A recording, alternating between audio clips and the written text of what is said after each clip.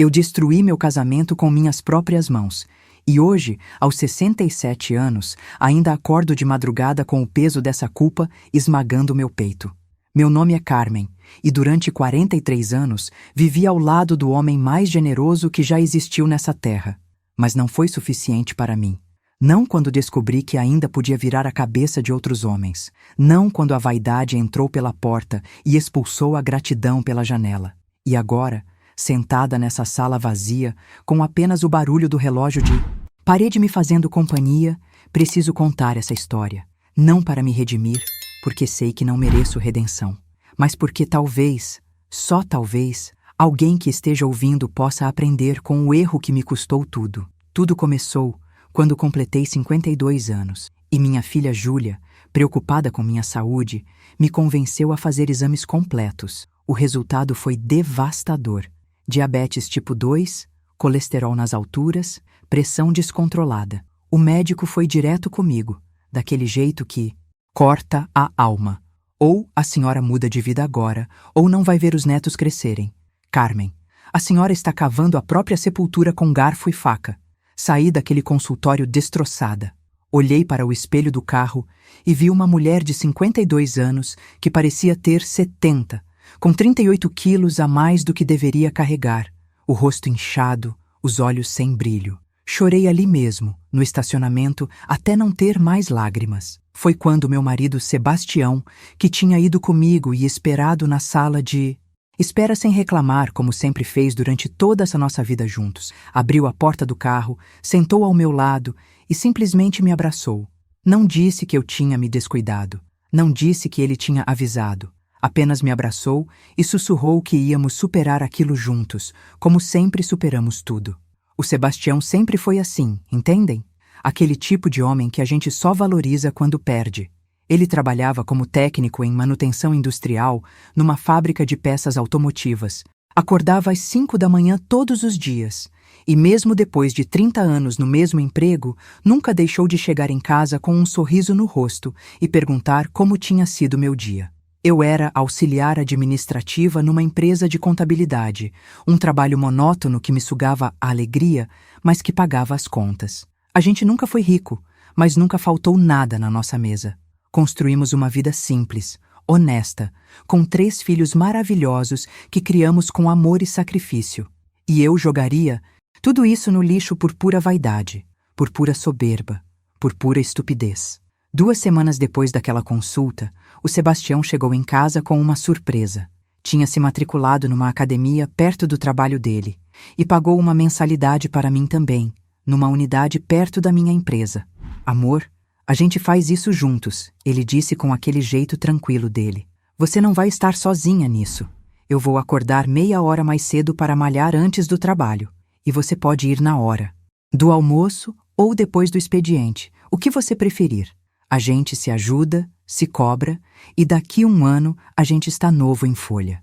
Lembro que ri, mas era um riso amargo. Academia, Sebastião? Eu? Com esse corpo? As pessoas vão rir de mim. Ele segurou meu rosto com aquelas mãos calejadas de tanto trabalho e disse: quem rir de você vai ter que lidar comigo. E além disso, ninguém vai rir. Todo mundo que está lá está tentando melhorar também. Você não está sozinha nisso, Carmen. Nunca esteve sozinha em nada. E ele estava certo, no começo. Os primeiros 3 meses foram um inferno completo. Eu suava, ofegava, sentia dores em músculos que nem sabia que existiam. Algumas vezes chorei no vestiário, humilhada pela minha própria fraqueza, envergonhada de não conseguir fazer nem metade dos exercícios que mulheres muito mais velhas que eu faziam com facilidade. Mas toda vez que pensava em desistir, lembrava do rosto do Sebastião me incentivando, das mensagens dele durante o dia, perguntando se eu tinha ido, dos áudios dele comemorando cada pequena conquista minha. Ele vibrava quando eu conseguia fazer mais 5 minutos na esteira. Comemorava quando eu perdia meio quilo. Me abraçava quando eu chorava de frustração por não ver resultados mais rápidos. Esse homem maravilhoso, estava ali do meu lado em cada passo. Foi no 4º mês que conheci a Valéria. Ela era instrutora da academia, uma mulher de 38 anos, cheia de energia, com aquele corpo escultural que eu achava que nunca teria. Ela me abordou um dia quando me viu sozinha na área de musculação, claramente perdida entre os aparelhos. Posso te ajudar? Ela perguntou com um sorriso genuíno. E me ajudou mesmo. Começou a montar treinos específicos para mim, me ensinou sobre alimentação, sobre descanso, sobre consistência. Viramos amigas. Ela tinha uma forma de falar que me motivava, que me fazia acreditar que eu podia mais, e eu podia. Aos poucos, fui vendo mudanças. As roupas ficaram folgadas, o rosto desinchado, a disposição voltou. As pessoas no trabalho começaram a comentar: Carmen, você está outra pessoa. Que linda você está ficando. E cada elogio era como uma droga viciante. Eu queria mais. Precisava de mais. 6 meses depois, eu já tinha perdido 18 quilos. Meus exames tinham melhorado drasticamente. O médico ficou impressionado. Disse que eu era um exemplo de superação. Eu postei uma foto de antes e depois nas redes sociais e recebeu mais de 300 curtidas. 300. Gente que eu nem sabia que prestava atenção em mim, de repente, estava me parabenizando, me admirando, me desejando. E foi aí que tudo começou a desandar, porque eu comecei a gostar dessa atenção. Comecei a precisar dessa validação. Comecei a querer mais olhares, mais elogios, mais provas de que eu tinha valor. E o Sebastião, coitado do Sebastião, começou a ficar para trás na minha lista de prioridades. Ele percebia. Claro que percebia. Começou a me fazer perguntas sutis. Você não acha que está exagerando na academia? 3 horas por dia não é demais? E eu explodia com ele. Você que me colocou nisso, Sebastião. Agora que estou gostando, que estou tendo resultados, você vem querer me sabotar? Ele ficava em silêncio. Aquele silêncio pesado de quem quer falar, mas não quer brigar. Eu não estou te sabotando, amor. Só estou preocupado.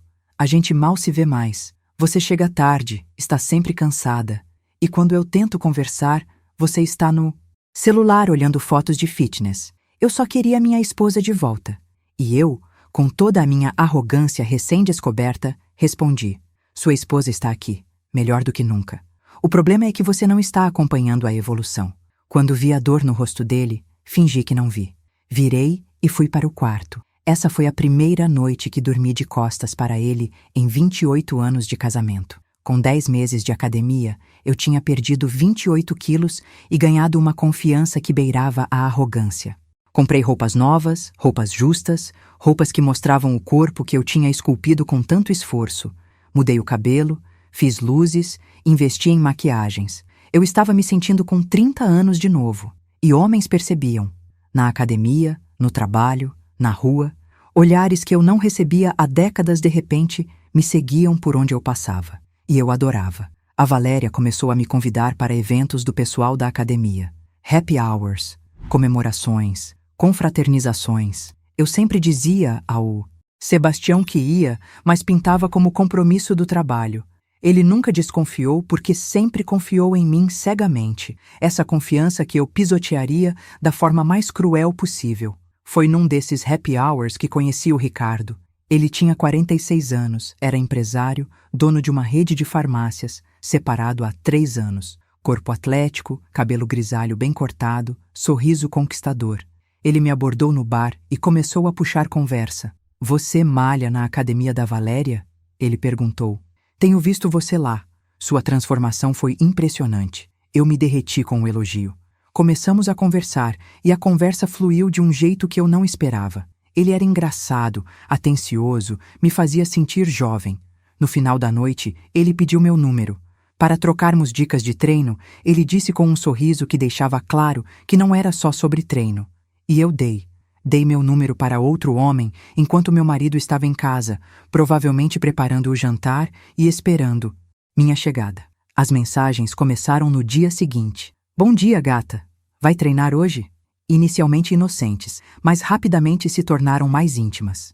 Ele me elogiava constantemente. Dizia que eu era linda, que era impressionante uma mulher da minha idade ter aquele corpo. ênfase na minha idade, como se fosse um milagre eu ser atraente aos 53 anos. Mas eu não ligava para o tom condescendente. Eu só ligava para a atenção, para a sensação de ser desejada. E quanto mais ele me dava atenção, menos eu dava para o Sebastião. Já nem respondia direito quando meu marido me perguntava sobre o dia. Estava sempre no celular, sempre sorrindo para a tela, sempre distante. O Sebastião tentava criar momentos para nós dois. Preparava jantares especiais. Sugeria que a gente assistisse nossos filmes favoritos juntos. Me convidava para caminhar no parque aos domingos, como fazíamos antes. E eu sempre tinha uma desculpa. Estou cansada. Preciso descansar para treinar amanhã. Tenho que preparar minha marmita da semana. Qualquer coisa para não ter que dar atenção para ele. Para não ter que olhar nos olhos dele e ver a confusão e a mágoa crescendo. 2 meses depois de conhecer o Ricardo, a gente começou a se encontrar fora da academia. Cafés da manhã antes do trabalho. Almoços rápidos. E então, a inevitável. Um final de tarde num hotel. Eu traí meu marido. Quebrei votos que fiz há quase 3 décadas. Machuquei o homem que nunca me deu motivo para desconfiar, que sempre me tratou como rainha, que construiu uma vida comigo tijolo por tijolo. E sabe o que é pior? Eu não senti remorso na hora. Me senti poderosa, me senti desejável, me senti viva de uma forma que não me sentia há anos. Que Deus me perdoe. Mas aquele momento de prazer egoísta cegou completamente minha consciência. O caso com Ricardo durou 4 meses. 4 meses de mentiras, de desculpas inventadas, de perfume trocado no carro antes de chegar em casa, de apagar mensagens, constantemente. 4 meses em que eu vivi uma dupla vida tão naturalmente que assustava até a mim mesma. No trabalho, as pessoas comentavam como eu estava radiante, como parecia rejuvenescida. E eu estava mesmo. Não pelo exercício ou pela alimentação saudável, mas pela adrenalina de fazer algo proibido, pela sensação de estar sendo desejada por um homem mais novo, mais bem-sucedido, que me tratava como um troféu.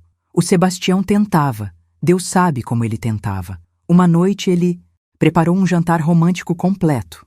Acendeu velas, colocou nossa música no som, aquela que tocou no nosso casamento. Quando cheguei em casa e vi aquela cena, meu primeiro pensamento não foi de gratidão ou amor, foi de irritação.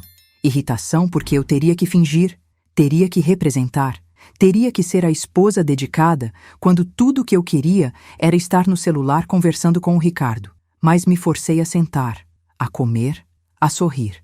O Sebastião segurou minha mão sobre a mesa e disse com a voz embargada: Carmen, eu sinto que estou te perdendo. Não sei o que fiz de errado, mas seja o que for, me diz. A gente pode consertar. A gente sempre consertou tudo junto. Por favor, amor, me diz o que está acontecendo. E eu, com um coração de pedra que nem reconhecia como meu, retirei minha mão da dele e respondi: Você não fez nada de errado, Sebastião. O problema é justamente esse. Você nunca faz nada de errado, nunca faz nada de excitante, nunca faz nada além do mesmo. De sempre. Eu mudei, evoluí.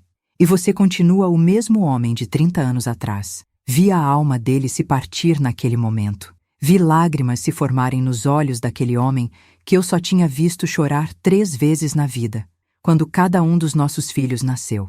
E sabe o que eu fiz? Me levantei da mesa e fui para o quarto. Deixei ele ali, sozinho, com toda aquela comida que tinha preparado com tanto carinho, com todas aquelas velas que tinha acendido com tanta esperança. E deitei na cama e fiquei conversando com o Ricardo até adormecer.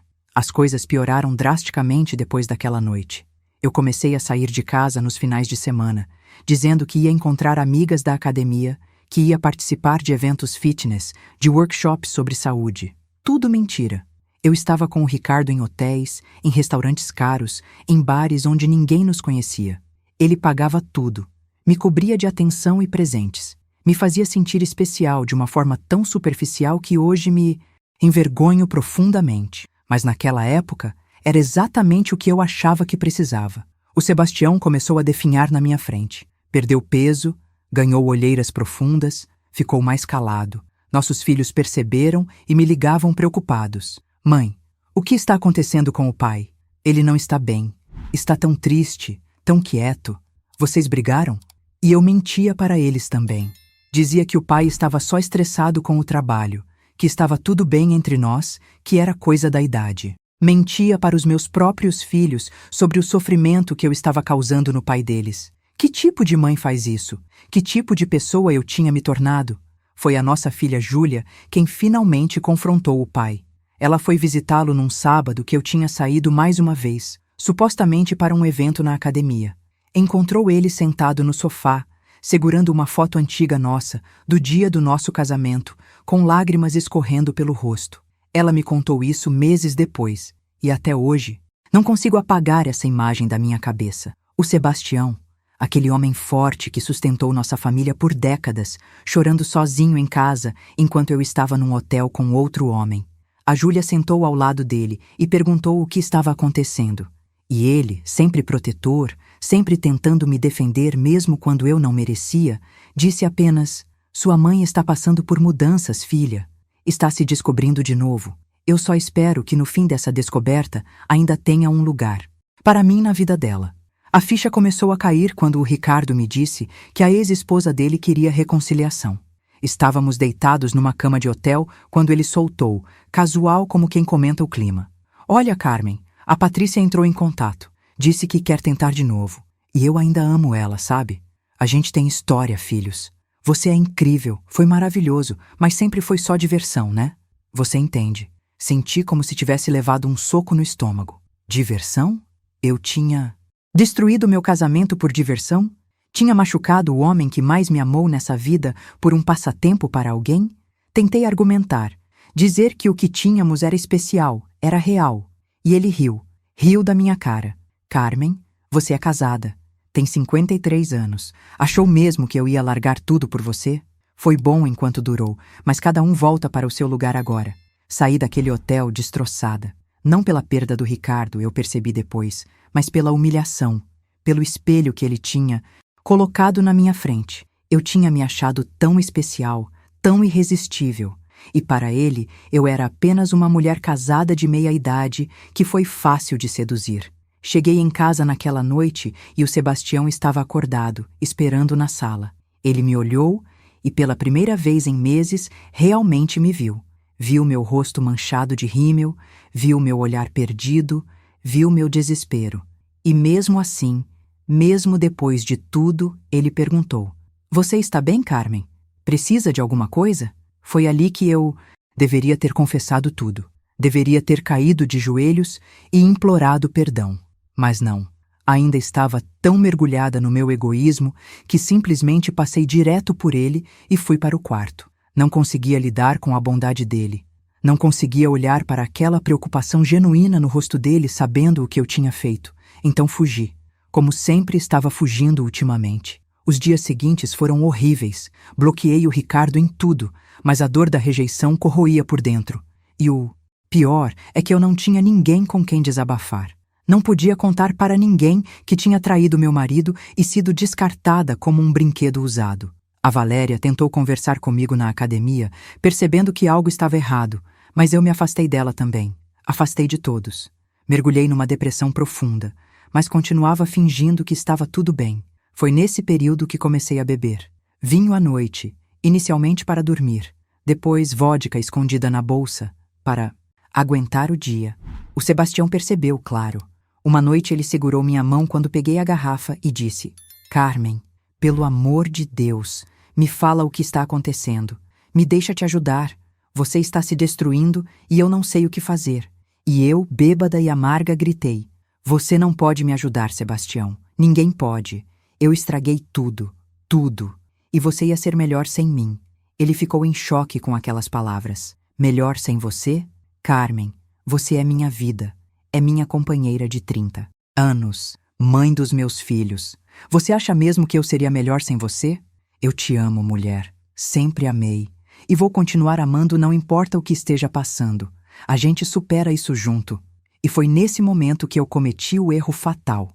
Olhei para aquele homem maravilhoso, aquele homem que estava me oferecendo amor incondicional, mesmo sem saber da minha traição, e disse as palavras que me assombrariam para sempre. "Então talvez o problema seja esse, Sebastião. Talvez eu não te ame mais do jeito que você me ama. Talvez eu tenha percebido que casei com você por segurança, não por amor.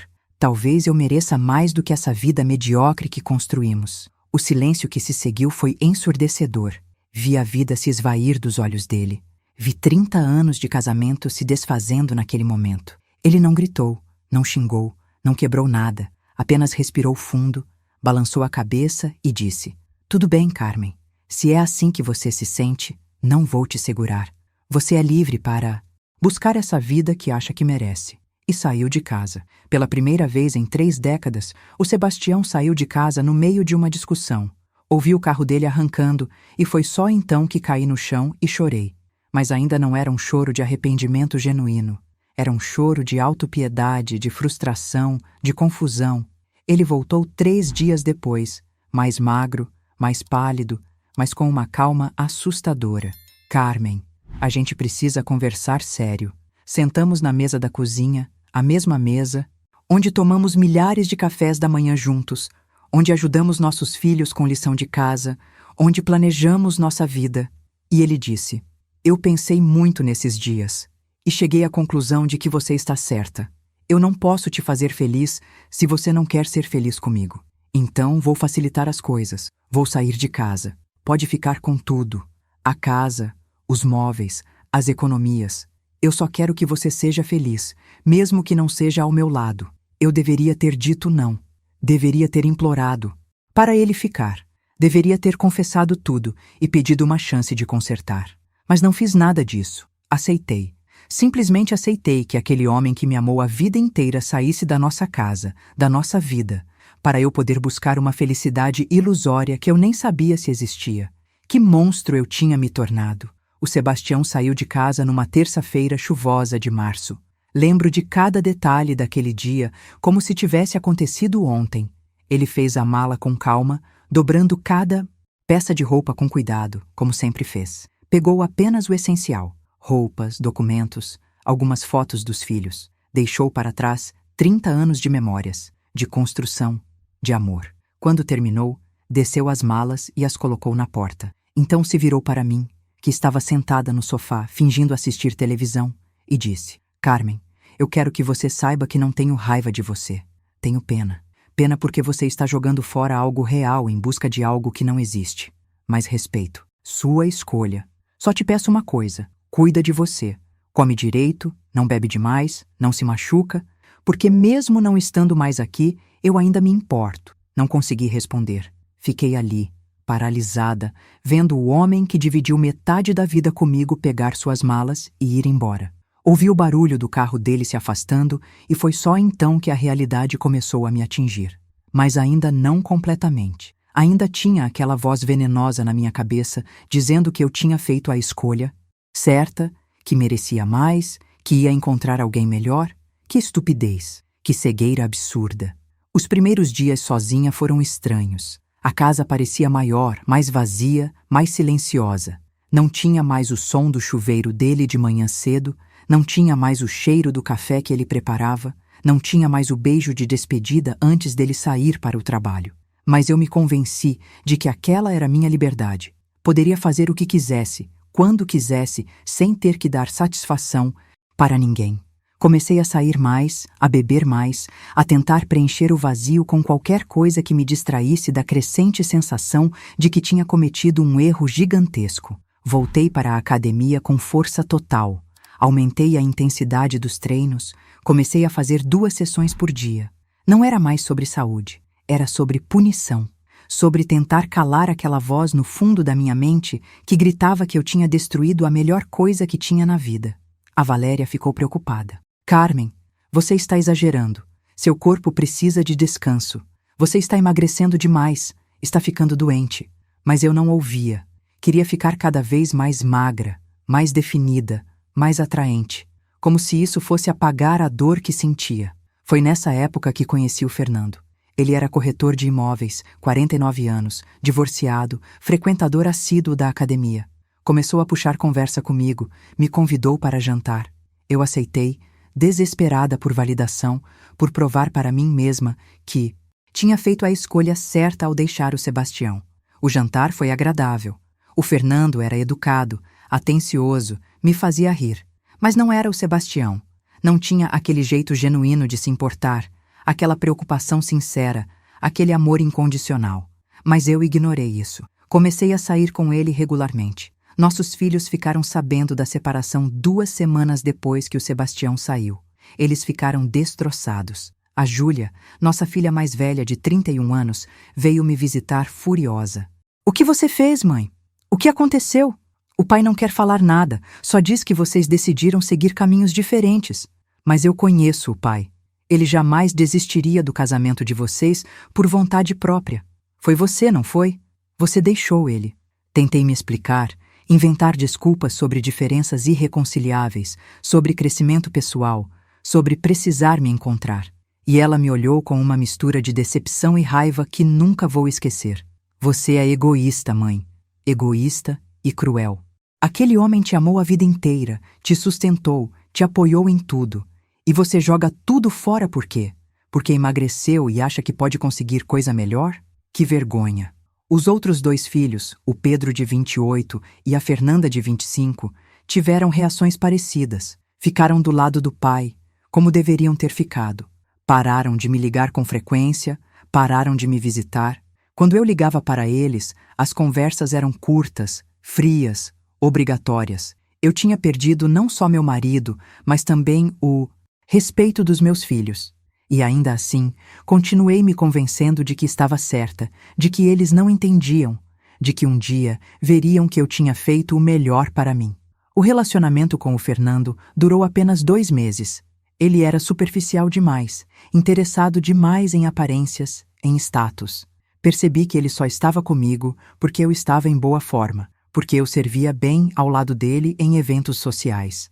Não havia profundidade, não havia conexão real. Quando terminamos, foi de comum acordo e sem drama. E lá estava eu de novo, sozinha, tentando entender por que nada estava me fazendo feliz como eu imaginava que faria. Comecei a frequentar aplicativos de namoro. Aos 54 anos, me vi tirando selfies estudadas, escrevendo descrições cativantes, deslizando o dedo para a direita em dezenas de perfis. As conversas eram rasas, os encontros decepcionantes.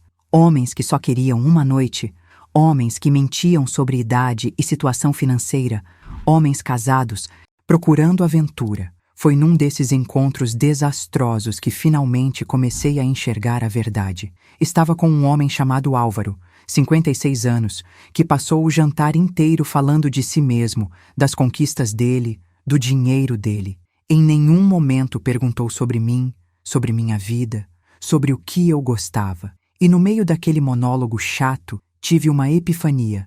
O Sebastião sempre me perguntava como tinha sido meu dia. Sempre se importava com o que eu tinha para dizer. Sempre me via como pessoa, não como objeto decorativo. Saí daquele jantar mais cedo, inventando uma desculpa qualquer. Cheguei em casa e pela primeira vez em meses olhei ao redor com clareza. A casa estava uma bagunça. Tinha roupas espalhadas, louça suja na pia, poeira acumulada. O Sebastião sempre mantinha tudo organizado. Dividíamos as tarefas, mas ele sempre fazia a parte dele e muitas vezes a minha também quando eu estava cansada. E o que eu fazia agora com minha liberdade tão desejada? Vivia numa pocilga, saía com homens que não me respeitavam, bebia demais e estava mais infeliz do que nunca. Peguei o celular e abri as fotos antigas. Tinha centenas de fotos nossas. Aniversários, natais, viagens simples para a praia, churrascos em família. Em todas elas, eu estava sorrindo de verdade. Não aquele sorriso forçado das selfies que eu postava agora, mas um sorriso genuíno de quem era feliz e não sabia. Comecei a chorar. Chorei por horas, abraçada ao travesseiro que ainda tinha o cheiro dele, mesmo depois de meses. No dia seguinte, tomei coragem e liguei para o Sebastião. Ele atendeu no 3º toque. Alô? A voz dele soava cansada. Sebastião, sou eu. Preciso falar com você. Houve uma pausa longa. Carmen, acho melhor não. Já está sendo difícil demais para mim. Por favor, fala. Só 5 minutos. Preciso te ver. Ele suspirou. Tudo bem.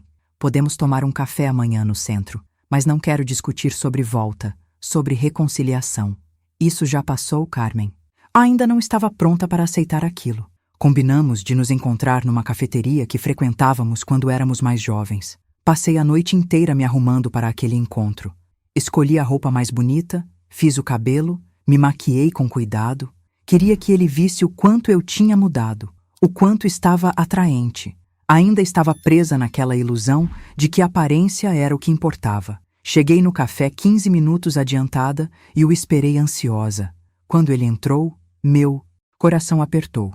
O Sebastião estava diferente, mais magro, com o cabelo mais grisalho, mas havia algo mais. Ele parecia em paz. Não estava com aquele olhar sofrido das últimas semanas antes de sair de casa. Estava sereno.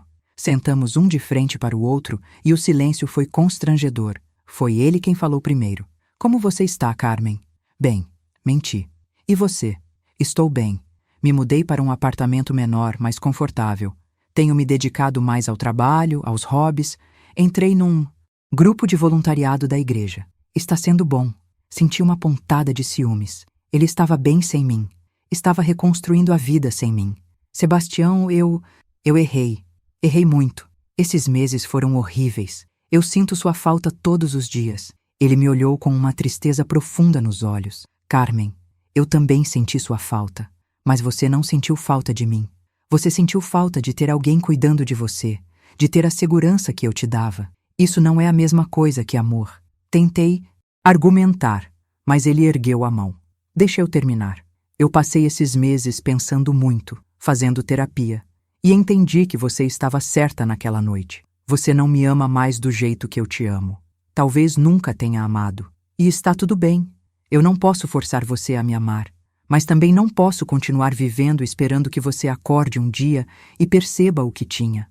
Eu mereço ser amado também, Carmen.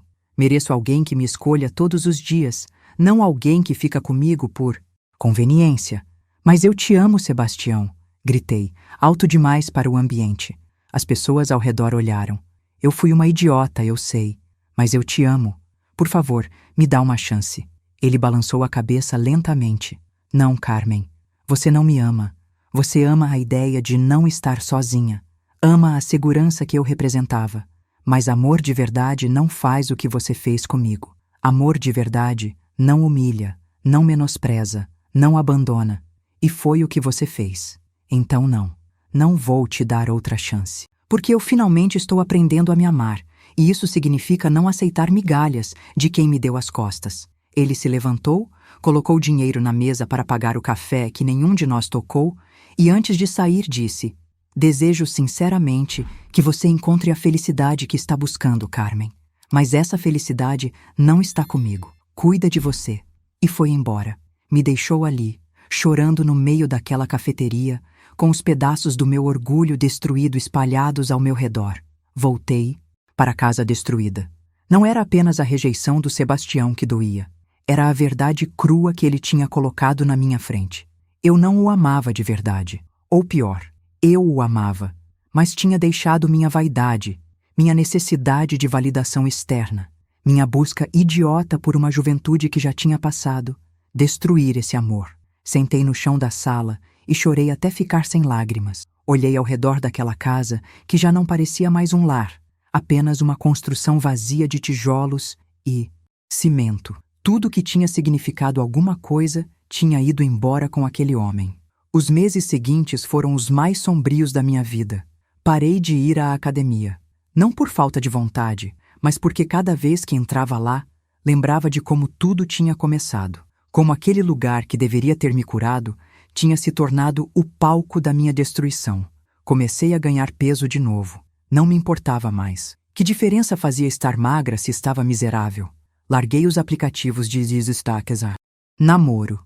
Cansei de encontros vazios com homens vazios. Cansei de fingir que estava bem, que estava aproveitando minha liberdade.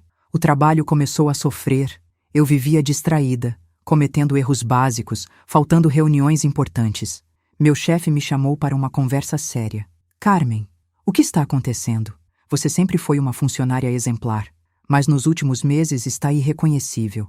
Preciso que você melhore ou vou ter que tomar providências.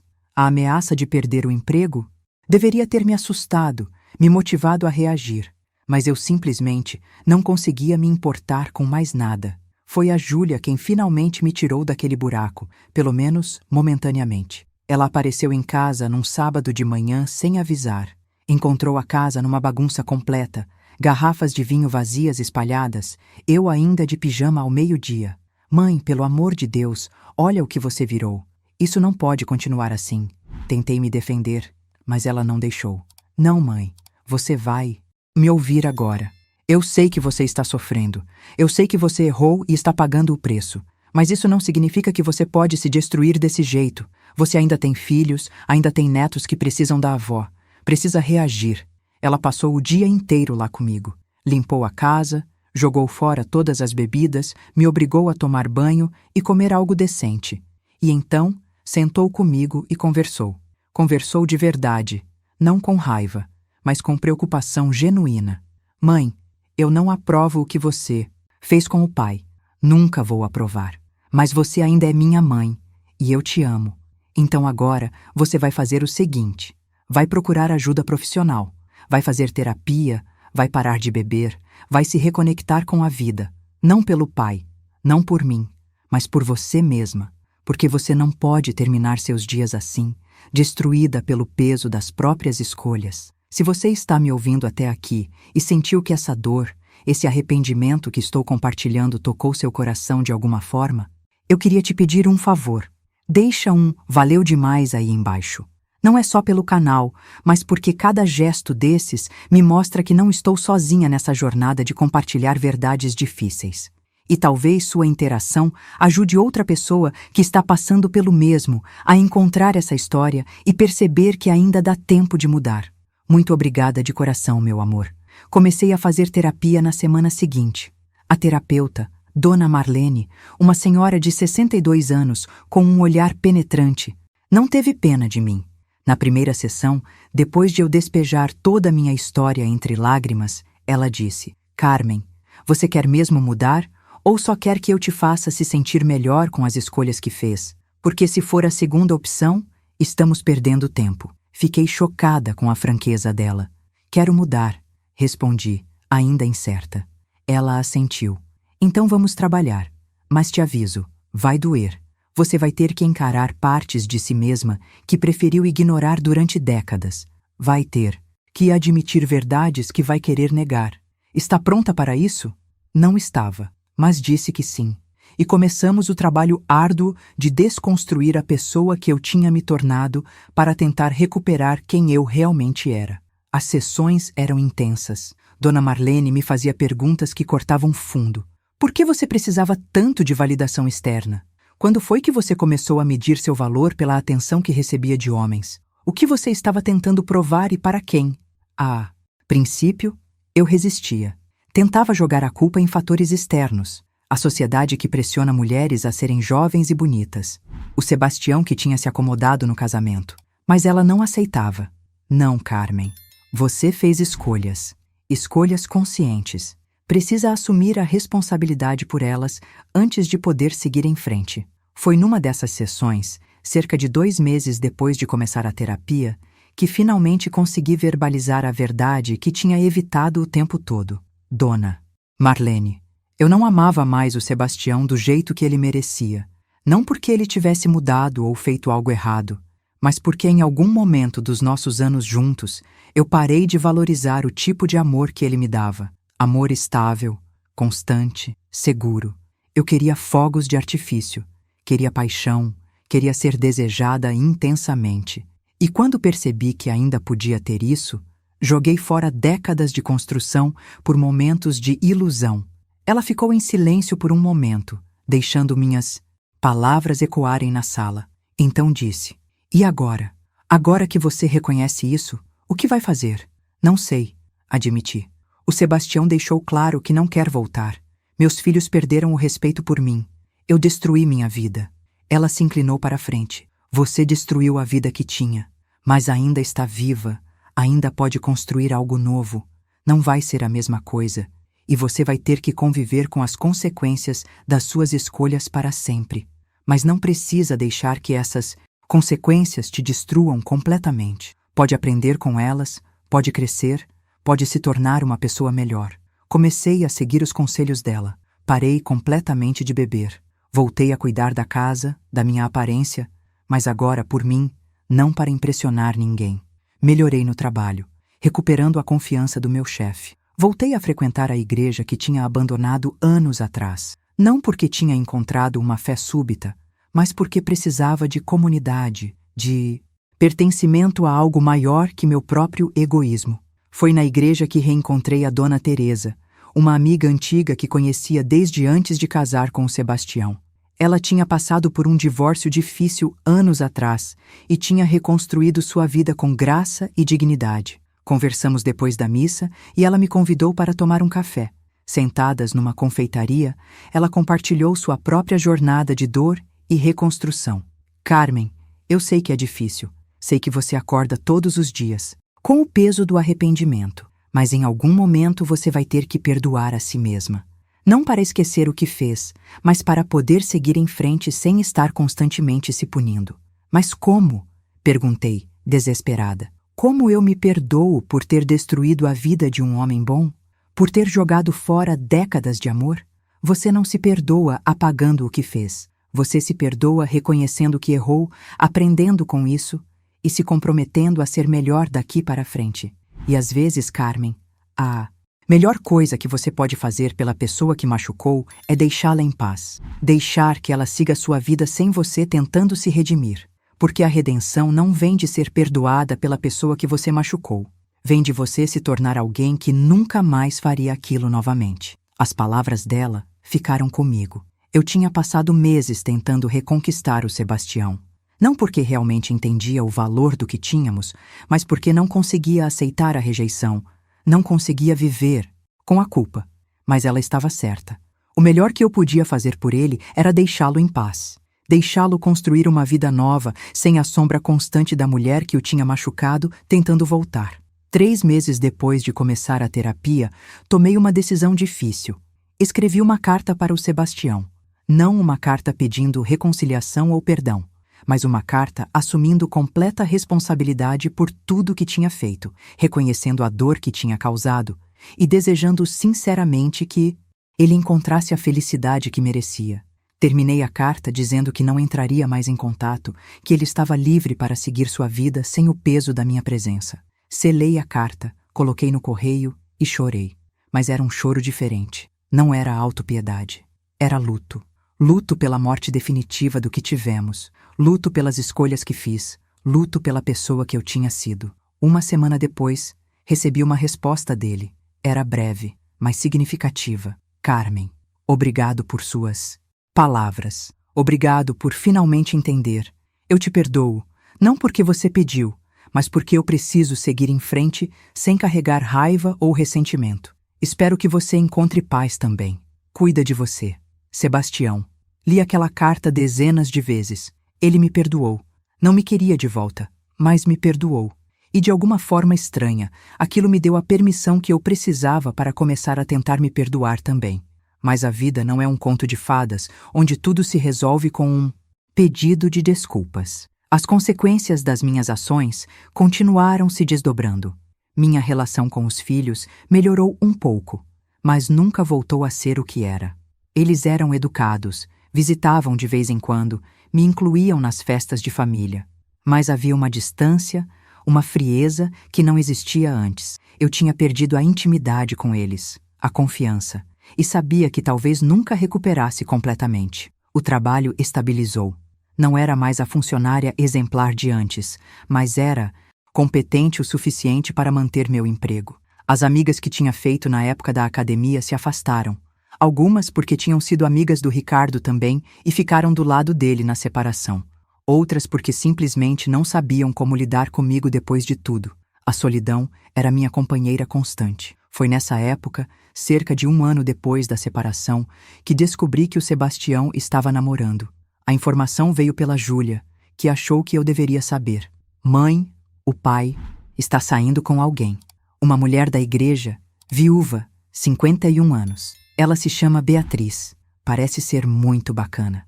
O pai está feliz de novo. Senti como se tivessem arrancado meu coração do peito. Ele tinha seguido em frente. Tinha encontrado alguém novo. Enquanto eu ainda estava presa no passado, ele estava construindo um futuro.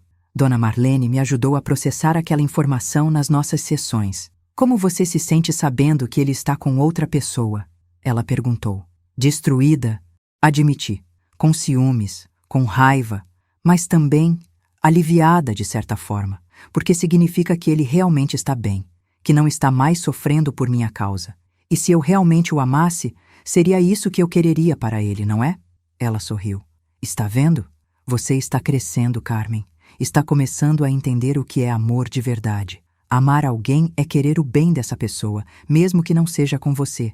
Passei semanas lutando contra a vontade de procurar informações sobre essa Beatriz. Queria ver fotos dela, saber como ela era, entender o que o Sebastião tinha visto nela que não via mais em mim. Mas sempre que pegava o celular com essa intenção, lembrava das palavras da Dona Teresa. A redenção vem de você se tornar alguém que nunca mais faria aquilo novamente. Espionar a nova namorada do meu ex-marido não era se tornar uma pessoa melhor. Era continuar no mesmo ciclo destrutivo de obsessão e comparação. Então, foquei em mim. Voltei para a academia, mas com uma abordagem completamente diferente. Não estava mais tentando esculpir um corpo perfeito para atrair olhares. Estava tentando cuidar da minha saúde, da minha longevidade, para poder estar presente na vida dos meus netos. Fiz amizade com mulheres da minha idade, que também estavam lá por razões de saúde, não de vaidade. Conversas sobre netos, sobre receitas, sobre dores nas articulações. Conversas reais de pessoas reais, não aquele papo superficial sobre dietas milagrosas e conquistas amorosas. Voltei a cozinhar. Tinha abandonado completamente a cozinha depois que o Sebastião saiu. Passava os dias comendo porcarias, comida congelada, delivery. Mas comecei a fazer as receitas que minha mãe me ensinou, que eu costumava fazer para minha família. Cada prato era uma memória. O arroz à grega que o Pedro adorava. O bolo de cenoura que era o favorito da Fernanda. O estrogonofe que eu fazia nos aniversários do Sebastião. Cozinhar para ninguém além de mim mesma era melancólico, mas também terapêutico. Era uma forma de me reconectar com quem eu era antes de me perder. Comecei a escrever também. Dona Marlene tinha sugerido que eu mantivesse um diário, registrando meus pensamentos e sentimentos. No começo era difícil. As palavras saíam raivosas, cheias de autopiedade e negação. Mas, com o tempo, começaram a ficar mais honestas, mais reflexivas. Escrevia sobre meu casamento, sobre os momentos bons que tinha esquecido na pressa de jogar tudo fora. Escrevia sobre o Sebastião, sobre sua paciência infinita, sobre como ele sempre me colocava em primeiro lugar. E escrevia sobre mim, sobre a mulher que fui, a mulher que me tornei e a mulher que estava tentando ser. Foi numa dessas sessões de escrita que finalmente consegui articular algo que tinha me incomodado durante meses. Não era só sobre o Sebastião, era sobre mim. Eu tinha passado a vida inteira definindo o meu valor através dos olhos de outras pessoas. Na juventude, através dos meninos que me paqueravam. No casamento, através da aprovação do Sebastião. E depois, através da atenção de homens que me viam apenas como um corpo. Nunca tinha parado para perguntar: quem sou eu quando ninguém está olhando? O que eu valorizo? O que me faz feliz de verdade? Levei essa reflexão para a terapia. Dona Marlene, eu percebo que nunca me conheci de verdade. Nunca fui apenas Carmen. Sempre fui a namorada de alguém, a esposa de alguém, a mãe de alguém, o objeto de desejo de alguém. Mas quem sou eu quando tiro todas essas camadas? Ela me olhou com aquele jeito dela, direto e sem rodeios. Então está na hora de descobrir, não está? Você tem 55 anos. Pode parecer tarde, mas ainda tem muita vida pela frente. Use esse tempo para se conhecer de verdade, para construir uma identidade que não dependa de validação externa. Comecei a fazer coisas sozinha. Coisas que sempre quis fazer, mas nunca fiz porque o Sebastião não gostava ou porque achava que era bobagem. Comecei a fazer aulas de cerâmica. Descobri que tinha jeito para trabalhar com as mãos, que havia algo meditativo em moldar o barro, em criar algo do nada. Minhas primeiras peças eram horríveis, tortas e mal acabadas. Mas não me importava. Não estava tentando impressionar ninguém. Estava apenas explorando uma parte de mim que nunca tinha conhecido. Comecei a ler mais também. Não os romances água com açúcar que costumava ler, mas livros sobre filosofia, sobre psicologia, sobre espiritualidade. Livros que me faziam pensar, que me desafiavam, que me mostravam perspectivas diferentes sobre a vida. Um livro em particular me marcou profundamente. Era sobre o conceito budista de desapego. A ideia de que o sofrimento vem do apego às coisas como queremos que sejam, em vez de aceitar as coisas como são. Refleti muito sobre isso. Todo o meu sofrimento vinha do apego. Apego à juventude que estava perdendo. Apego à atenção que recebia. Apego à ideia de como o meu casamento deveria ser em vez de valorizar como ele realmente era. Apego ao Sebastião mesmo depois de ter perdido o direito de tê-lo. E, finalmente, apego à culpa e ao arrependimento que me impediam de seguir em frente. Se eu conseguisse soltar tudo isso, talvez pudesse encontrar alguma paz. Mas soltar não era fácil, especialmente quando a realidade continuava me confrontando com as consequências das minhas escolhas. Foi num domingo de almoço na casa da Júlia que vi o Sebastião com a Beatriz pela primeira vez. Eu não sabia que eles estariam lá. Júlia tinha me convidado para um almoço em família, mas não mencionou que o pai também viria, muito menos com a namorada dele. Quando cheguei e os vi juntos na sala, quase dei meia volta e fui embora. Mas a Júlia me viu e me chamou. Então respirei fundo e entrei.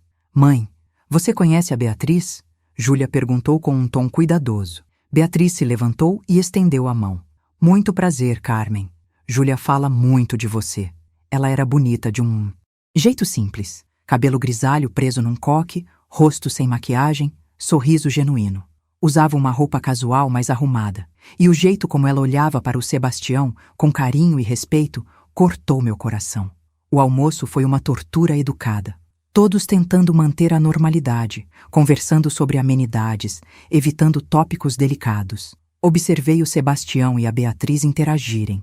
Ele segurava a mão dela por baixo da mesa. Sorria quando ela falava. Havia uma leveza nele que eu não via há anos. E percebi algo que me destruiu. Ele estava feliz, genuinamente feliz. Mais feliz do que tinha sido nos últimos anos do nosso casamento. Beatriz era gentil comigo. Não de forma falsa ou condescendente, mas genuinamente amável. Em determinado momento, quando estávamos na cozinha ajudando a Júlia com a sobremesa, ela disse: Carmen, sei que isso deve ser estranho para você. Quero que saiba que respeito muito a história que vocês tiveram. O Sebastião fala de você com carinho, apesar de tudo. E eu não estou tentando tomar seu lugar na família. Só quero fazer parte da vida dele, se ele me permitir. Não sabia o que responder. Parte de mim queria odiá-la, culpá-la por estar com o homem que tinha sido meu por 3 décadas. Mas ela não tinha culpa de nada. Ela era apenas uma mulher boa que tinha encontrado um homem bom que estava disponível. O problema era eu, que tinha tornado ele disponível. Consegui murmurar um agradecimento educado e fui para o banheiro. Chorar em silêncio. Quando saí, o Sebastião estava no corredor, esperando. Precisamos conversar? Ele perguntou gentilmente. Assenti, ainda sem conseguir falar. Fomos para o quintal, longe dos outros. Carmen, eu sei que isso é difícil. Não foi minha intenção te emboscar aqui hoje. Júlia deveria ter te avisado que eu viria. Não, está tudo bem. Consegui falar finalmente. Você tem todo o direito de estar aqui com quem quiser. Esta é a casa da nossa filha. Eu é que não deveria ter reagido. Assim. Ele ficou em silêncio por um momento, olhando para o jardim. Então disse: Beatriz é uma boa pessoa. Ela me faz bem. Não estou te dizendo isso para te machucar, mas porque acho que você merece saber. Eu segui em frente, Carmen. De verdade dessa vez. E espero que você também consiga. Eu sei, respondi com a voz embargada. E fico feliz por você, Sebastião. De verdade, você merece ser feliz. Sempre mereceu. Ele me olhou surpreso. Obrigado por dizer isso. Significa muito. Voltei para casa cedo naquele dia, inventando uma desculpa de dor de cabeça. Mas antes de sair, a Beatriz me abordou novamente, me deu um abraço inesperado e sussurrou: Você também vai ficar bem, Carmen. Sei que não parece agora, mas vai. Aquele abraço, vindo da mulher que estava com meu ex-marido, foi estranhamente reconfortante. E também foi um marco, um ponto de virada onde finalmente comecei a aceitar que aquele capítulo da minha vida tinha realmente terminado. Nas semanas seguintes, trabalhei intensamente na terapia para processar aquele encontro. Dona Marlene me ajudou a ver que minha reação, embora dolorosa, tinha sido um progresso. Você não fez uma cena. Não tentou sabotar o relacionamento deles. Não se autodestrutivo depois. Você sentiu a dor, reconheceu ela e está processando de forma saudável. Isso é crescimento, Carmen. Ela tinha razão. 2 anos atrás, talvez até 1 ano atrás, eu teria feito algo dramático e destrutivo. mas estava aprendendo. Lentamente, dolorosamente, mas estava aprendendo.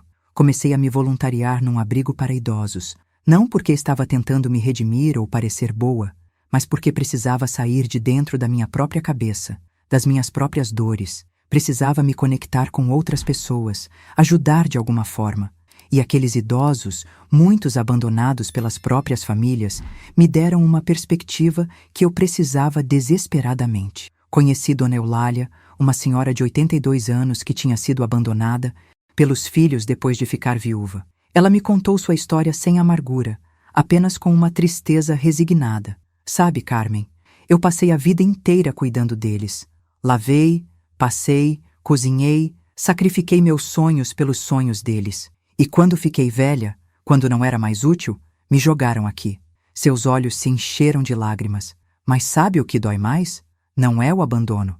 É saber que se eu pudesse voltar no tempo, não mudaria nada. Porque eu os amo, apesar de tudo. A história dela me tocou profundamente. Me fez pensar no Sebastião, em como ele tinha me amado apesar de tudo, em como tinha continuado me amando mesmo quando eu não merecia, mesmo quando eu o tratava mal, mesmo quando eu o traía. Esse tipo de amor incondicional era raro, e eu tinha jogado fora como se fosse lixo. Visitava o abrigo 3 vezes por semana, conversava com os idosos, ouvia suas histórias, ajudava com atividades, e cada história era uma lição. Histórias de amores perdidos, de arrependimentos, de segundas chances aproveitadas ou desperdiçadas. Histórias que me mostravam que eu não estava sozinha no meu sofrimento, que todos carregamos o peso de nossas escolhas. Foi Dona Eulália quem me disse algo que mudou minha perspectiva. Estávamos sentadas no jardim do abrigo num dia ensolarado, quando ela segurou minha mão e disse: Carmen, percebi que você carrega uma culpa pesada. Posso sentir. Deixa eu te contar um segredo que aprendi aos 82 anos. A culpa só serve para uma coisa, para nos ensinar a não repetir os mesmos erros. Depois disso, ela se torna um peso inútil que só nos impede de viver o tempo que nos resta. Você errou, feio, mas já reconheceu o erro, já pediu desculpas, já mudou. Agora precisa se perdoar e seguir em frente. Porque cada dia que você passa se punindo é um dia a menos que você tem para fazer algo bom nesse mundo. As palavras da Dona Eulália ecoaram na minha cabeça por dias. Perdoar a mim mesma parecia impossível. Como eu poderia me perdoar por ter destruído um casamento de 3 décadas? Por ter traído um homem que nunca me deu motivo para desconfiar? Por ter jogado fora a família que construímos juntos? Mas ela tinha razão. A culpa estava me consumindo, me impedindo de viver. E se eu realmente queria honrar o amor que o Sebastião tinha me dado durante todos aqueles anos, a melhor forma de fazer isso era tentar ser uma pessoa melhor daqui para frente. Comecei a trabalhar nisso ativamente. Não era sobre esquecer o que tinha feito. Era sobre carregar esse peso de uma forma diferente. Transformar o arrependimento em aprendizado. Usei minha experiência para ajudar outras pessoas. Quando uma amiga da igreja me confidenciou que estava tendo pensamentos de trair o marido porque estava se sentindo invisível no casamento, eu não julguei. Sentei com ela e contei minha história. Toda ela. Sem poupar detalhes, sem me fazer de vítima. Contei sobre o Ricardo, sobre a traição, sobre perder tudo e vi nos olhos dela o impacto das minhas palavras. Ela chorou e me agradeceu. Disse que minha honestidade tinha aberto os olhos dela para o que realmente importava. Esse se tornou meu propósito: transformar meu erro numa lição para outros. Comecei a participar de grupos de apoio para pessoas passando por divórcios. Compartilhava minha experiência, não como a vítima de um casamento fracassado, mas como a causadora da destruição. E foi surpreendente quantas pessoas se identificaram.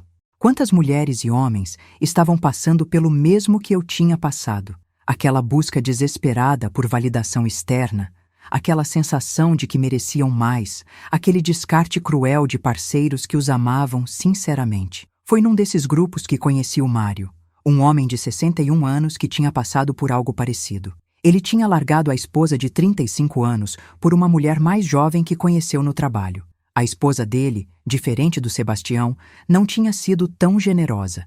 Tinha lutado pelo divórcio de forma brutal, deixando ele praticamente sem nada. E a mulher mais jovem? Tinha-o deixado assim que o dinheiro acabou. Agora ele estava sozinho, sem família, sem recursos, carregando um arrependimento que o consumia. Conversamos muito, Mário e eu. Compartilhamos nossas histórias, nossa dor, nosso processo de tentar se reconstruir.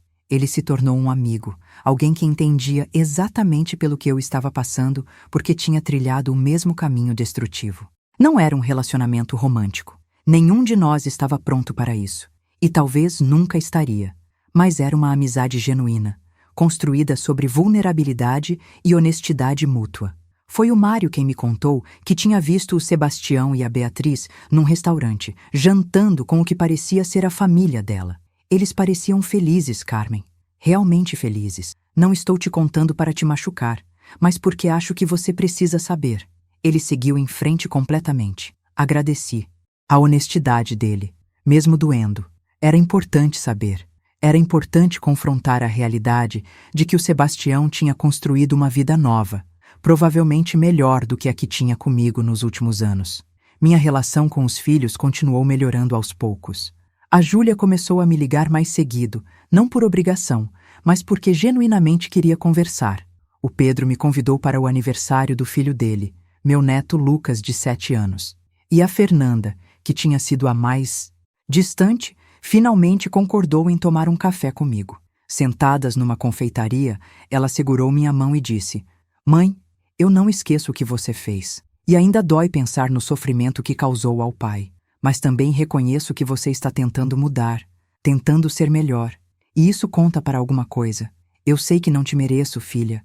E nunca vou te pedir para esquecer ou fingir que está tudo bem. Só quero que você saiba que estou tentando.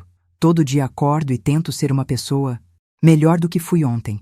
Ela assentiu com lágrimas nos olhos. "Eu sei, mãe. E por isso ainda estou aqui. Porque apesar de tudo, você ainda é minha mãe. E eu te amo, mesmo quando não gosto muito de você." As palavras dela doeram, mas também trouxeram um conforto estranho. Era honestidade, era real, e era mais do que eu merecia. 2 anos após a separação, recebi um convite inesperado. O Sebastião ia se casar com a Beatriz, e eles queriam que eu soubesse, não por crueldade, mas por respeito. A Júlia me entregou o convite pessoalmente. "Mãe, sei que isso vai ser difícil para você. Ninguém espera que você vá.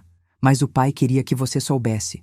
Ele disse que você fez parte da vida dele por tanto tempo que não se sentia certo se casar de novo sem que você soubesse." Olhei para aquele convite por horas. Um convite elegante, simples, bonito. Sebastião e Beatriz. Depois de todo o sofrimento que causei, ele ainda tinha a gentileza de me avisar, de me incluir de alguma forma. Não ia ao casamento, claro. Seria cruel demais para todos os envolvidos. Mas mandei um presente. Uma peça de cerâmica que eu mesma tinha feito. Um vaso bonito, sem imperfeições óbvias. Dentro coloquei um bilhete curto.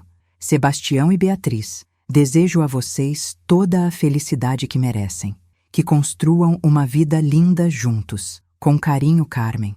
Se você ainda está aqui comigo, ouvindo essa história dolorida de arrependimento e reconstrução, quero te agradecer do fundo do coração. Sei que não é fácil ouvir sobre erros tão graves, sobre dores tão profundas, mas é importante que essas histórias sejam contadas. Então, se você puder, se inscreve no canal. E me conta, de onde você é? Qual estado? Que tipo de história te toca mais? Deixa nos comentários. Quero saber se tem mais gente passando por algo parecido, ou se você conhece alguém que está nesse caminho perigoso de jogar fora o que tem valor. Compartilhe essa história com quem precisa ouvir. Às vezes, uma história real pode mudar o rumo da vida de alguém. O casamento deles aconteceu numa manhã de sábado. Passei o dia fazendo trabalho voluntário no abrigo, tentando me manter ocupada, tentando não pensar no que estava acontecendo. Mas era impossível não pensar. Enquanto dava banho na Dona Eulália, enquanto ajudava o seu Antônio a caminhar pelo corredor, minha mente estava naquela igreja onde o Sebastião estava se casando com outra mulher. A mulher que eu deveria ter sido para ele. A parceira que eu deveria ter continuado sendo. Dona Eulália percebeu minha distração. "O que te aflige, menina?" Ela perguntou com aquele jeito carinhoso dela. Contei sobre o casamento. Ela ficou em silêncio por um momento, depois disse: "Carmen, o fato de você estar aqui Ajudando pessoas, em vez de estar bebendo ou fazendo algo destrutivo, mostra o quanto você mudou. O primeiro casamento dele foi com você. E por muitos anos foi bom, não foi? Assenti. Então lembre disso. Lembre dos anos bons. Você fez parte da história dele. Agora, ele está começando um novo capítulo. E você também deveria. Mas como? Perguntei com a voz quebrada. Como eu começo um novo capítulo quando carrego tanto peso do passado? Ela segurou meu rosto com as mãos trêmulas. Você já começou, minha filha. Está aqui, está ajudando, está vivendo. Isso é um novo capítulo. Pode não ser o capítulo que você imaginou. Pode não ter o final feliz dos filmes. Mas é seu capítulo. E você ainda pode escrever algo bonito nele. Naquela noite, sentada sozinha no meu apartamento, abri meu diário e comecei a escrever. Escrevi sobre o casamento do Sebastião, sobre como me sentia, sobre o que tinha aprendido. E pela primeira vez em 2 anos, consegui escrever sem cair em autopiedade ou desespero. Escrevi com aceitação, com paz. O Sebastião merecia aquela felicidade. E eu merecia carregar o peso das minhas escolhas, mas não precisava deixar esse peso me esmagar. Comecei a sair mais também. Não procurando romance ou validação, mas procurando vida. Juntei-me a um grupo de caminhada de senhoras da igreja. Íamos ao parque toda terça e quinta pela manhã. Caminhávamos, conversávamos, ríamos. Essas mulheres não sabiam da minha história completa. Só sabiam que eu era a Carmen, divorciada, mãe de 3, avó de 4. E era suficiente. Não precisava ser nada além disso.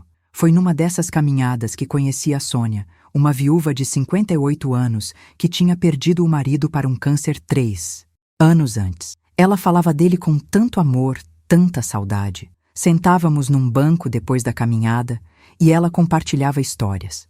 Como ele a fazia rir, como cuidava dela quando estava doente, como eram os planos que tinham para a aposentadoria e que nunca se concretizariam.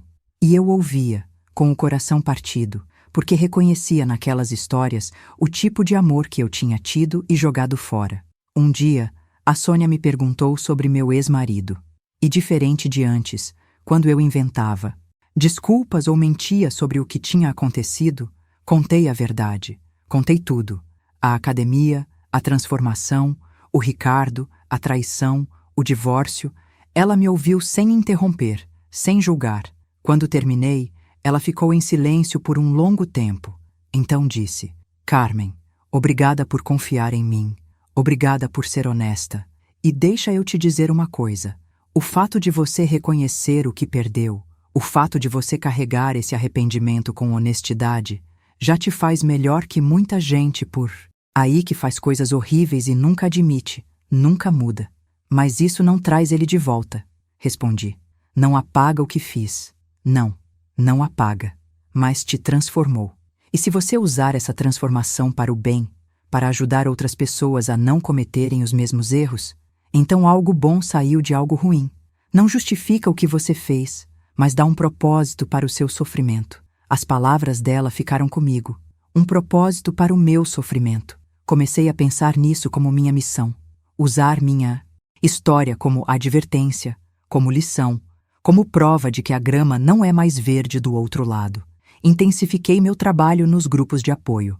Comecei a falar em igrejas, em centros comunitários, em qualquer lugar que me convidasse. Contava minha história sem filtros, sem me fazer de vítima. E via nos rostos das pessoas o impacto das minhas palavras. Via mulheres chorando porque se identificavam. Via homens balançando a cabeça porque tinham quase cometido os mesmos erros. E cada vez que alguém me agradecia por ter aberto os olhos deles, sentia que meu sofrimento tinha algum significado. 3 anos após a separação, minha vida tinha encontrado um ritmo. Não era a vida que eu tinha imaginado quando estava no auge da minha transformação física, cheia de ilusões sobre romance e aventura. Era uma vida mais quieta, mais humilde, mas também mais genuína. Acordava cedo, fazia minha caminhada, ia para o trabalho, visitava o abrigo, participava dos grupos de apoio. Era uma rotina simples, mas que me trazia uma paz que eu não tinha sentido em anos. Meus netos se tornaram uma fonte imensa de alegria. O Lucas, filho do Pedro, tinha agora 10 anos e adorava quando eu ia buscá-lo na escola. Conversávamos sobre tudo, sobre os amigos dele, sobre a escola, sobre os sonhos dele. A Laura e a Sofia, gêmeas da Fernanda com 6 anos, gostavam quando eu ensinava elas a fazer biscoitos, usando as mesmas receitas que minha avó tinha me ensinado décadas atrás. E o pequeno, Gustavo, filho da Júlia, com apenas 3 anos, me chamava de Vovó Mel, porque não conseguia pronunciar Carmen direito. Esses momentos com eles eram puros, não contaminados pelo meu passado. Eles me amavam simplesmente porque eu era a avó deles. Não sabiam da minha história, dos meus erros, e eu me esforçava todos os dias para ser uma avó presente, amorosa, confiável, para dar a eles o tipo de amor incondicional que eu não tinha conseguido dar ao avô deles nos últimos anos do nosso casamento. Foi no aniversário do Lucas que vi o Sebastião e a Beatriz juntos novamente. Eles chegaram de mãos dadas, sorrindo. A Beatriz estava usando uma aliança simples, mas bonita. O Sebastião parecia mais jovem, mais leve do que nos últimos anos em que estivemos juntos. Quando me viram, houve aquele momento de tensão inevitável. Mas a Beatriz, sempre gentil, veio até mim e me cumprimentou com um abraço. Carmen, que bom te ver. Como você está? Estou bem, Beatriz. E vocês? Como está? O casamento? Ela sorriu, genuína. Está maravilhoso. O Sebastião é um homem incrível. Tenho muita sorte. As palavras dela eram uma faca no coração, mas também eram verdade. Ele é incrível mesmo, concordei. Sempre foi. Cuida bem dele. Ela apertou minha mão. Vou cuidar, pode ter certeza. E obrigada. Sei que não deve ser fácil para você me ver com ele, mas aprecio a sua gentileza. Durante a festa, observei o Sebastião com os netos. Ele sempre foi um avô maravilhoso, brincalhão e atencioso. Havia ele jogar bola com o Lucas, fazer careta para as gêmeas, carregar o pequeno Gustavo no colo, e a Beatriz estava ali, integrada, ajudando a servir o bolo, conversando com as noras e o genro, fazendo parte da família. Ela tinha se encaixado na vida dele perfeitamente, do jeito que eu deveria ter me mantido encaixada se não tivesse destruído tudo. No fim da festa, quando já estava indo embora, o Sebastião me abordou. Carmen, podemos conversar um minuto? Meu coração acelerou, mas assenti. Fomos para um canto mais reservado do jardim. Ele ficou em silêncio por um momento, como se estivesse escolhendo as palavras. Então disse: queria agradecer por ter sido gentil com a Beatriz, por não ter causado problemas. Sei que não deve ser fácil para você. Eu mereço, Sebastião. Tudo isso eu mereço. Vocês merecem ser felizes, e eu mereço ter que ver essa felicidade de longe. Ele balançou a cabeça. Não é sobre merecer, Carmen. É sobre escolhas. Eu escolhi seguir em frente. Você também precisa escolher isso, porque ficar presa no passado não vai mudar nada. Eu sei, respondi, com lágrimas nos olhos, e estou tentando. Todo dia acordo e tento. Ele me olhou com aquela compaixão que sempre foi característica dele. Eu sei que está. As crianças me contam sobre o trabalho voluntário, sobre os grupos de apoio. Fico feliz que você encontrou um propósito. Isso é importante. Tem algo que eu nunca te perguntei, disse ele de repente. Por quê? Por que você realmente foi embora? Foi só pela atenção de outros homens? Respirei fundo. Era uma pergunta que eu tinha me feito milhares de vezes na terapia. Não foi só isso. Foi porque eu não me sentia suficiente. Mesmo com todo o seu amor, com todo o seu cuidado, eu não me achava digna. Então, quando descobri que podia ser desejada, que podia chamar atenção, aquilo me deu uma falsa sensação de valor. E eu me viciei nisso. Mas o problema nunca foi você, Sebastião. O problema sempre fui eu. Minha insegurança, minha necessidade de validação externa, minha incapacidade de reconhecer o valor do que eu tinha. Ele assentiu lentamente. Obrigado por finalmente ser honesta. E eu espero, de verdade, que você encontre esse valor em si mesma. Porque você sempre foi suficiente, Carmen. Sempre foi. O problema é que você nunca acreditou nisso. Nos despedimos cordialmente e eu fui embora com o coração pesado, mas também um pouco mais leve. Aquela conversa tinha sido uma espécie de encerramento. Não o encerramento dramático e catártico dos filmes, mas algo mais sutil, mais real. A vida continuou seu curso. No trabalho, recebi uma pequena promoção. Nada grandioso, mas um reconhecimento pelos meus anos de serviço e pela melhora no meu desempenho. Usei o aumento de salário para fazer mais cursos de cerâmica e para doar mais para o abrigo onde trabalhava como voluntária. Dona Eulália faleceu naquele inverno. Morreu dormindo, pacificamente. Fui ao funeral e chorei, como se tivesse perdido uma mãe. Ela tinha sido uma das poucas pessoas que me aceitou completamente, com todos os meus defeitos e erros. Foi no funeral dela que o sobrinho dela, um homem chamado Wilson, de 59 anos, me agradeceu por ter sido amiga da tia. Ela sempre falava de você nas últimas semanas, ele disse. Dizia que você tinha uma luz especial, que estava em um caminho de cura. Aquelas palavras me tocaram profundamente. Mesmo no final, Dona Eulália ainda via algo de bom em mim. Wilson e eu mantivemos contato depois do funeral. Ele também fazia trabalho voluntário num projeto que ajudava moradores de rua. Me convidou para conhecer o projeto e eu aceitei. Foi assim que comecei a trabalhar em 2 lugares, o abrigo de idosos e o centro de apoio aos sem-teto. O trabalho era duro, muitas vezes deprimente, mas também era recompensador.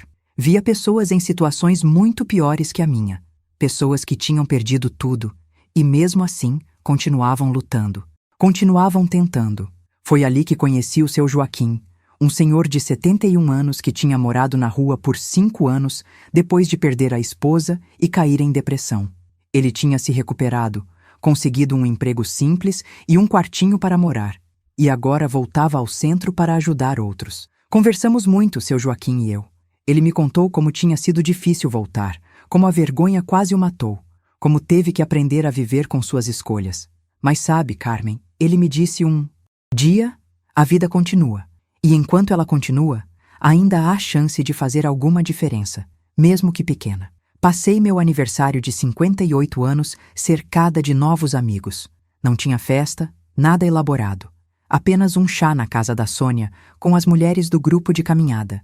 Rimos, conversamos, comemos bolo. E pela primeira vez em anos, me senti genuinamente grata por estar viva, por ter mais um ano, mais uma chance de fazer melhor. A Júlia me visitou naquela noite com um presente. Era um porta-retratos digital com fotos dos netos. Configurei ela para rodar as fotos e coloquei na mesinha de cabeceira. Todas as noites antes de dormir, olhava para aqueles rostinhos sorridentes e lembrava do porquê valia a pena continuar tentando ser melhor. Dona Marlene, minha terapeuta, me disse numa sessão que eu tinha feito um progresso notável. Carmen, quando você chegou aqui há 3 anos, estava destruída, cheia de negação e autopiedade. Hoje, você é uma pessoa diferente. Ainda. Carrega o peso do seu passado. Sempre vai carregar. Mas aprendeu a viver com ele, a usar ele para fazer o bem. Isso é tudo que podemos pedir de alguém que cometeu erros graves. Não é apagar o passado, é transformar o presente. Mas eu ainda acordo alguns dias e sinto aquela dor, aquele arrependimento que corta fundo, confessei.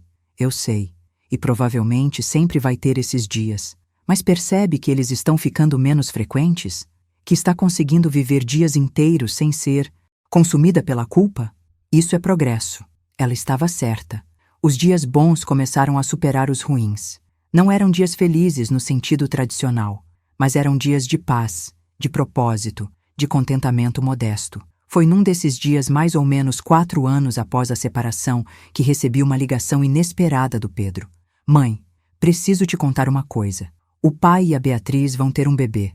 Ela está grávida. Senti como se o chão tivesse sumido debaixo dos meus pés. Um bebê. O Sebastião, aos 59 anos, ia ter outro filho, com outra mulher. Meu primeiro instinto foi de ciúmes irracional, de dor profunda. Mas respirei fundo, lembrei de tudo que tinha aprendido na terapia e disse: que notícia maravilhosa, filho. Estou feliz por eles. E estava. Por baixo da camada de dor e ciúmes havia uma felicidade genuína. O Sebastião merecia aquilo. Merecia começar de novo, construir uma nova família, ter mais uma chance de ser pai. O bebê nasceu numa manhã de primavera. Uma menina. Eles a chamaram de Alice. Vi as fotos que a Júlia me mostrou com cuidado, como se estivesse me mostrando algo frágil. Mãe, você está bem? Ela perguntou preocupada. Estou, filha. De verdade, ela é linda. E olhei para aquela foto do Sebastião segurando a filhinha nos braços, com aquele olhar de puro amor que eu conhecia tão bem. Ele tinha esse mesmo olhar quando nossos filhos nasceram, e agora estava experimentando aquela alegria de novo, com outra mulher, construindo uma família nova. Naquela noite, sozinha no meu apartamento, permiti-me chorar. Chorei por tudo que tinha perdido, por tudo que nunca poderia recuperar. Chorei pela Carmen de 30 anos atrás, que tinha um marido maravilhoso e 3 filhos lindos e uma vida simples, mas cheia de amor. Chorei pela Carmen de 52 anos, que tinha começado a se transformar fisicamente, mas que tinha perdido a alma no processo. E chorei pela Carmen de 58 anos, que estava tentando reconstruir alguma coisa dos destroços que tinha criado. Mas depois de chorar, lavei o rosto, fiz um chá, sentei no sofá e escrevi no meu diário. Escrevi sobre a Alice, sobre o Sebastião, sobre a família que eles estavam construindo. E pela primeira vez consegui escrever sem amargura. Escrevi com aceitação verdadeira. Aquela era a realidade.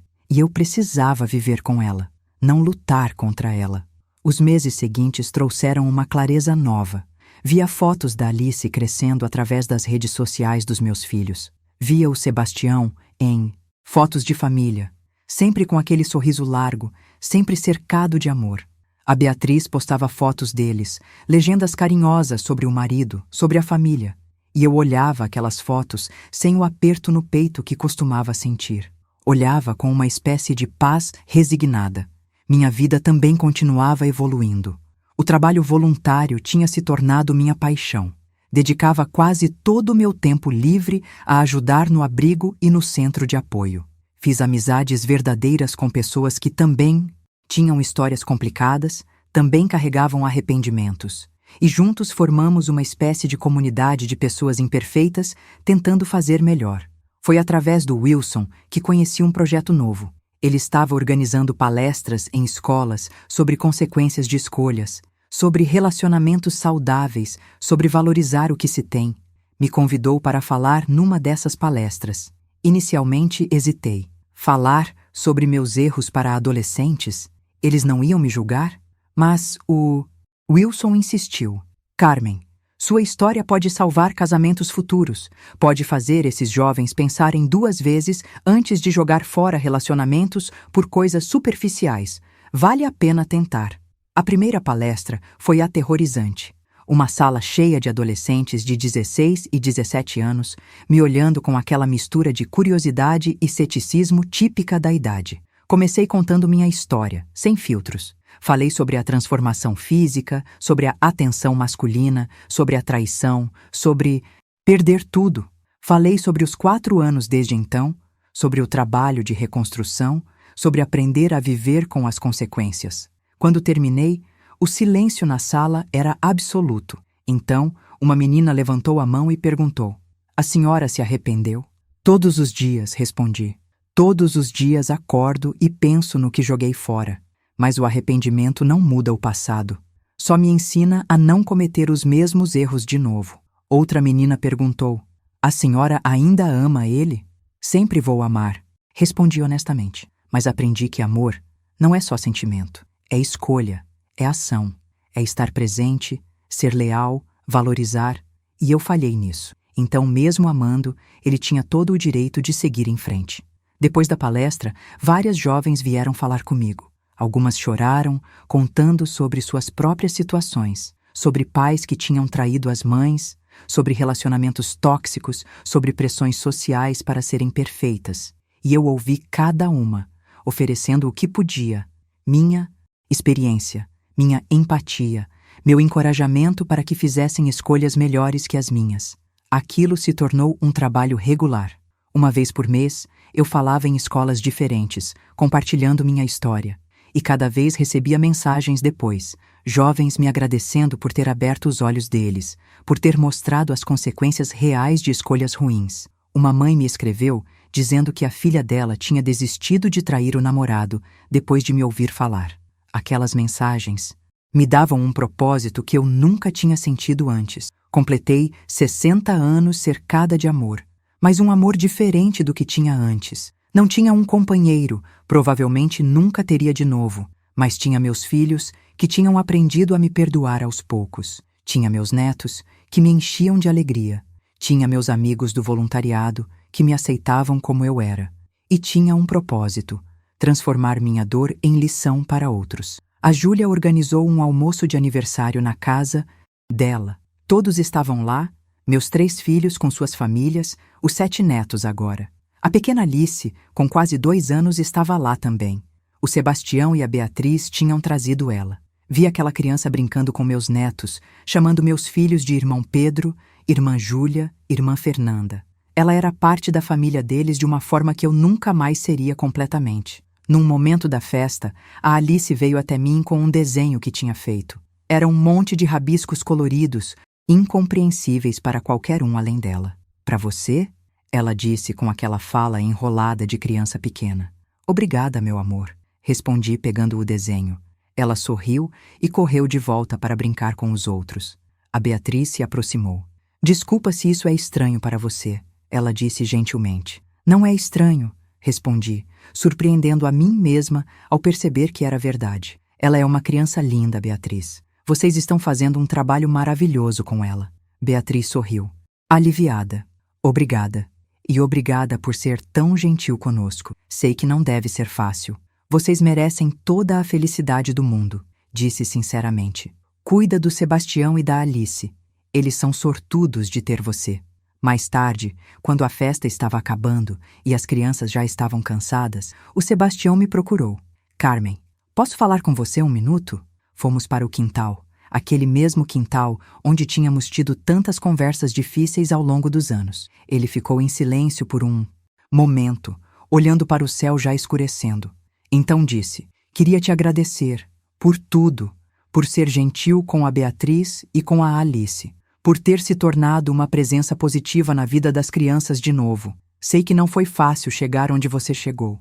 Eu que agradeço, Sebastião, por ter sido tão generoso comigo, mesmo depois de tudo que fiz, por não ter envenenado nossos filhos contra mim, por ter seguido em frente com dignidade. Você sempre foi um homem melhor do que eu mereci. Ele balançou a cabeça. Não é sobre merecer, Carmen. Nunca foi. É sobre escolher ser melhor, mesmo quando é difícil. E você tem feito isso. Tem escolhido ser melhor a cada dia. E isso conta muito. Ficamos ali em silêncio confortável por alguns minutos. Então ele disse: sabe, eu te perdoei há muito tempo. Mas acho que você precisa ouvir isso de novo. Eu te perdoo, Carmen, pelo que você fez, pela dor que causou. Não porque você pediu, mas porque eu precisava me libertar daquele peso. E agora, você precisa se perdoar também, de verdade. Não apenas dizer que se perdoou, mas realmente deixar ir. Você conseguiu? Perguntei. Conseguiu se perdoar por ter me amado mesmo quando eu não merecia? Por ter desperdiçado anos tentando salvar algo que eu estava destruindo? Ele sorriu tristemente. Demorei, mas sim. Aprendi que amor nunca é desperdício, mesmo quando não é correspondido. Aqueles anos me ensinaram sobre mim mesmo, sobre o tipo de pessoa que eu quero ser, e me levaram até a Beatriz, até a Alice. Então não foi desperdício. Foi parte do caminho. As palavras dele me tocaram profundamente. Talvez ele estivesse certo. Talvez todo aquele sofrimento, todo aquele arrependimento não fosse desperdício. Talvez fosse parte necessária do meu caminho para me tornar quem eu precisava ser. Quando a festa acabou e todos foram embora, fiquei ajudando a Júlia a limpar. Ela me abraçou forte antes de eu ir. Mãe, estou orgulhosa de você. De verdade. Você errou feio, mas se levantou. Está tentando. E isso é tudo que podemos pedir. As lágrimas escorreram pelo meu rosto. Obrigada, filha, por não ter desistido de mim, por ainda me amar apesar de tudo. Sempre vou te amar, mãe. Mesmo quando foi difícil, mesmo quando fiquei com raiva. Você ainda é minha mãe. Voltei para casa naquela noite com o coração mais leve do que tinha estado em anos. Olhei ao redor do meu apartamento pequeno, mas aconchegante. As peças de cerâmica que eu mesma tinha feito decorando as prateleiras. As fotos dos netos por toda parte. O certificado de voluntária do ano que tinha recebido do abrigo. Não era a vida que eu tinha imaginado. Não tinha o final feliz de conto de fadas. Mas era uma vida com significado, com propósito, com amor de diferentes formas. Sentei para escrever no meu diário pela última vez sobre essa fase da minha vida. Escrevi sobre aceitação, sobre perdão, sobre aprender a viver com as consequências das próprias escolhas. Escrevi sobre o Sebastião, desejando a ele toda a felicidade que merecia. Escrevi sobre meus filhos e netos, sobre a gratidão por ainda fazerem parte da minha vida. E escrevi sobre mim, sobre a jornada de me reencontrar depois de ter me perdido tão completamente. Hoje, aos 67 anos, olho para trás e vejo claramente os erros que cometi. Vejo a mulher arrogante e egoísta que me tornei quando a vaidade tomou conta. Vejo a dor que causei ao homem que me amou incondicionalmente por 3 décadas. Vejo as consequências que ainda carrego e sempre vou carregar. Mas também vejo crescimento. Vejo uma mulher que aprendeu, que mudou, que está tentando fazer melhor. O Sebastião está feliz com a Beatriz e com a pequena Alice. Meus filhos estão bem, criando suas próprias famílias com amor e cuidado. Meus netos estão crescendo cercados de carinho. E eu estou em paz. Não é uma paz completa, não é felicidade total, mas é uma paz que vem de saber que estou fazendo o melhor que posso com o que tenho. Que estou usando minha história para ajudar outros a não cometerem os mesmos erros. Que estou vivendo com propósito, mesmo que seja um propósito nascido da dor. Se você chegou até aqui, até o final dessa história tão dolorida, quero te agradecer de coração. Sei que não foi fácil ouvir sobre erros tão graves, sobre arrependimentos tão profundos, mas essas histórias precisam ser contadas, porque a vida real não é feita de finais felizes perfeitos. É feita de escolhas, consequências, arrependimentos e tentativas de recomeçar. Se você gostou, se essa história te tocou de alguma forma, se inscreve no canal. Deixa um comentário contando o que você aprendeu com isso, ou se conhece alguém passando por algo parecido. E compartilha esse vídeo, porque talvez, só talvez, minha história possa salvar o casamento de alguém. Possa fazer alguém parar e pensar antes de jogar fora algo precioso. Possa mostrar que validação externa nunca vai preencher um vazio interno. Conta sua história também nos comentários. Cria uma corrente de aprendizado aqui. Estou aqui, ouvindo cada um de vocês, aprendendo com vocês também. Muito obrigada por terem me ouvido até o fim. De coração, muito obrigada mesmo.